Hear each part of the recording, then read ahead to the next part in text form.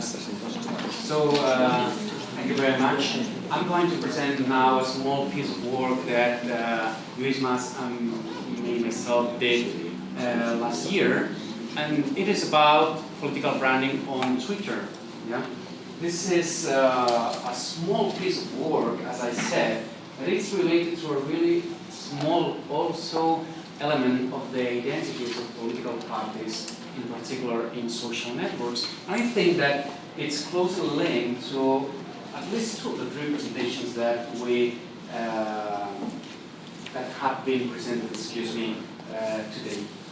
Well, first, we consider Twitter, a social network, as a brand tool for politicians. I have to admit that the one that controls everything related to brand identity, it's Lluís. So if I make a mistake in this sense, please, Lluís, feel free, to say it. And politicians, political parties are considered as political brands. Yeah, there's some discussion, theoretical discussions about this fact that if we can consider or not politicians and political parties as brands, but consider that it's a good introduction to the issue. So Twitter is used to define brand identity in the same sense as Sarah said before, and to maintain also a brand community, the followers of the politicians and political parties, and obviously to build the relationships between parties, politicians, and the audience. What do political parties do in Twitter in particular, or in social networks? First, I would like to explain the results of a previous research that Lluís and me did also last year, and that is published in a marvelous paper in Professional de la Información. We analyzed, and I will say some things about that in the future, we have been analyzing what we call neutral discussions in Twitter. Neutral discussions in Twitter are tagged with a neutral hashtag that normally and usually, and in our case, it's the date of the election date. So in this case, we will analyze the 2015-2016 campaign in Spain, and then we ask ourselves, what is the structure of the tweets that politicians, media, journalists, and citizens publish in Twitter?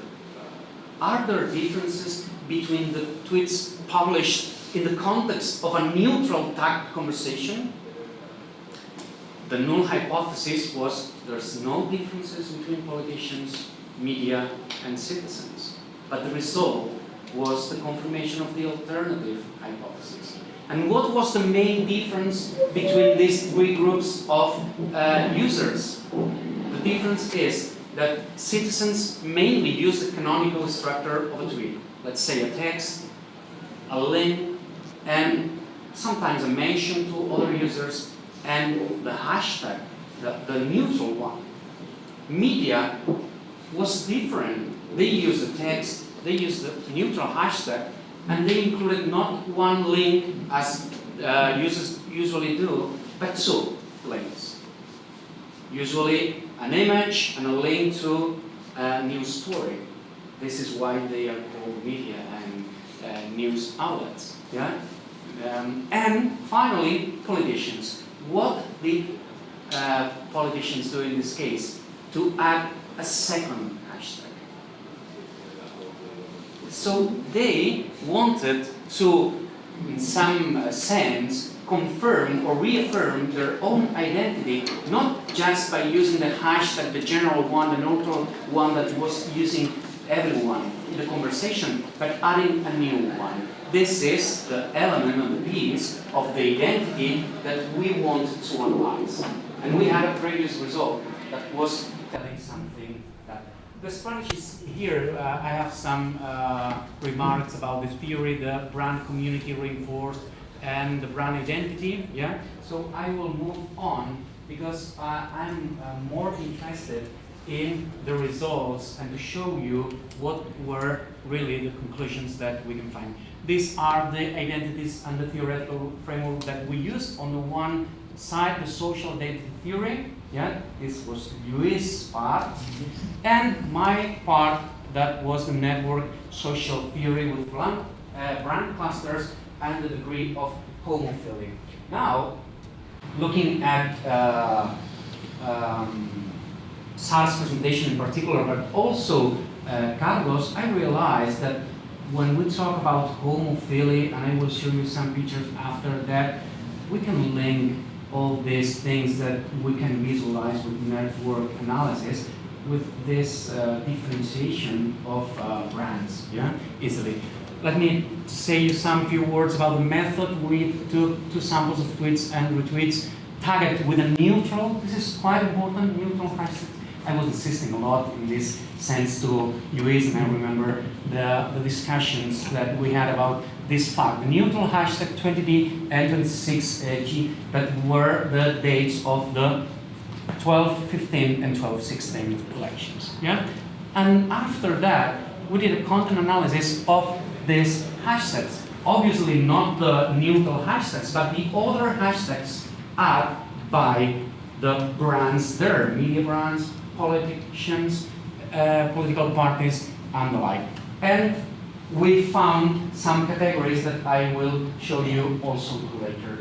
What did we find? And it was in particular Lluís.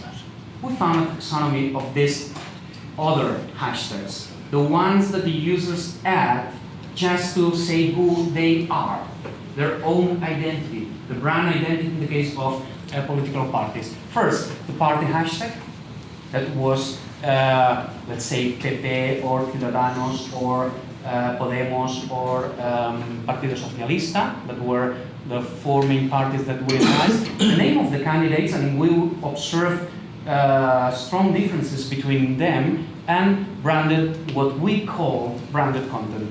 And not related to the brand, the interbrands that were not just the 20D or the 26D neutral, but other neutral hashtags. Let's say the hashtag used by media to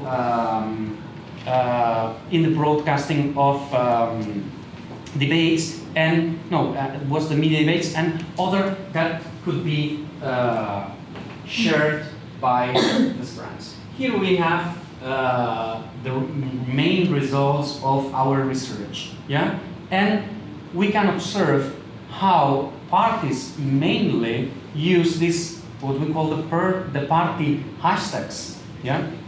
The candidate name, for instance, was not used by Podemos, not used by Partido Popular, Rajoy and Pablo Iglesias. We can ask ourselves, why aren't they using the name of the candidate as an element for constructing their brand identity? And we obviously can find some reasons and some conclusions. What happened before? Even worse, in the sense that was acute, yeah? None of the parties use the candidate name as a way or an element to build the brand identity, yeah? And they were mainly focused on the party and on the brand hashtag, what we call the brand hashtag. And also some brands, that it's a new category of hashtag that we found, and the media debates. Obviously, the use of brand hashtags was really polarized. We found it very clustered. No party used the brand hashtags of other parties. Almost none of them. Yeah, if you take a look at this ratio, Podemos were the users that used brand hashtags Podemos and the like. Yeah, and this is a common trait of debates and discussions nowadays in social networks. And we can link this fact with this differentiation in the brand identities of political parties. But I think that it's quite interesting. The figures are really similar in 2015 and 16. It's more acute probably after the first election. So in the second elections, something happened there that we could analyze deeper. Here, the use of non-brand hashtags by political brands. And here we can see that there's a really similar proportion of in the use of the non-brand, not related to the party, then use of the interbrands and the media debates. Yeah, so there's no difference in the use of media debates, and the main difference is in the use, obviously, of the identity, brand identity hashtags that are the three first that I showed. Here, I show you just to realize how polarized were the use of these hashtags. And it reminds me, or it makes me think about the Mac Whooper. Yeah? There's no Mac Whooper here. Nobody wants to be mixed with the others. So I want the audience, my voters, to clearly have a clear image of who I am.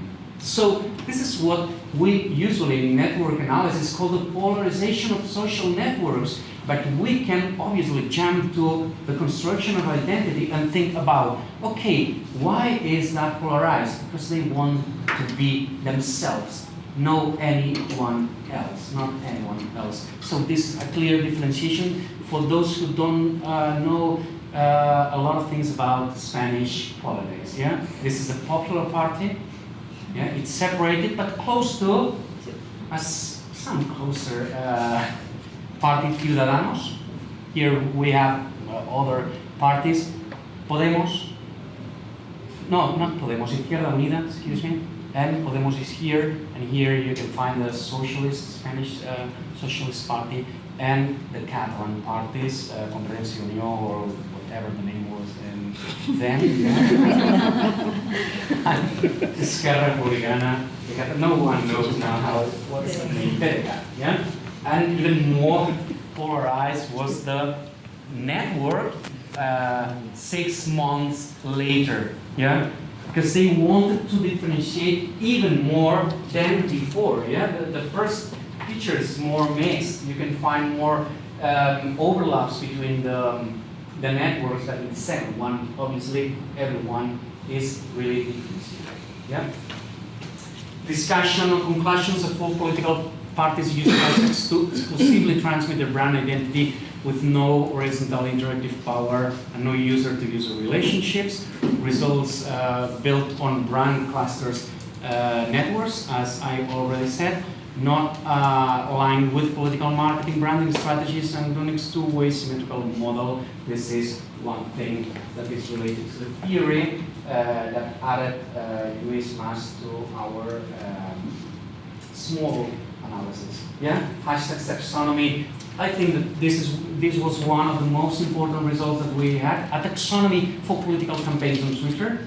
So, okay, I'm in a neutral discussion. I want to be different from the others. What kind of tag am I using? Yeah, and as you already saw, we found at least 5 categories for classifying these hashtags. And hashtags can indicate a shared identity and a brand also endorsement. For peer practitioner, a priori social strategy, so you can learn a lot of things about this. Monitor the defined strategy as the political race progresses. This is one thing that you can do, just observing what's happening in real time. How is your brand identity constructed in terms of what you can visualize in social networks? So you can do a lot of things about changing your brand identity. Let's face the problem that you are in the middle of an election campaign and you take the data from social networks, Twitter, and you see that the users are not differentiating you from another party. Parties don't want this kind of things, don't want doubts for people. So I want to know what Ciudadanos is, yeah, if it's possible. But I want to know it, so let's change the strategy. Let's add more elements that can be particular of our own identity and the like, and foster co-creative process of building the organization's meaningful values. I think that's all. Thank you very much.